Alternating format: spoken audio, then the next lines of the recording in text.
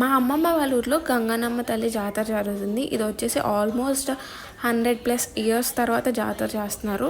So ఈరోజు programme ఏంటంటే ఇక్కడ ఒక ఆయన్ని పట్టుకుని తీసుకొస్తున్నారు కదా, ఆయన పోతరాజు.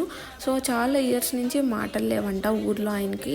సో ఆయనకి మాట తెప్పించడమే ఈరోజు ప్రోగ్రామ్. సో పూజలు అవి చేస్తున్నారు. అండ్ నైట్ వచ్చేసి ఈవెంట్స్ ఉంటాయి. మార్నింగ్ అంతా పూజలు. చాలామంది అమ్మవార్లు వచ్చారు. పూనకం నాకైతే చాలా భయం వేసింది, గూస్ బంప్స్ వచ్చేసినాయి. అండ్ ఫైనల్గా సక్సెస్ అయింది. ఆయనకి మాటలు వచ్చేసినాయి ఈరోజు.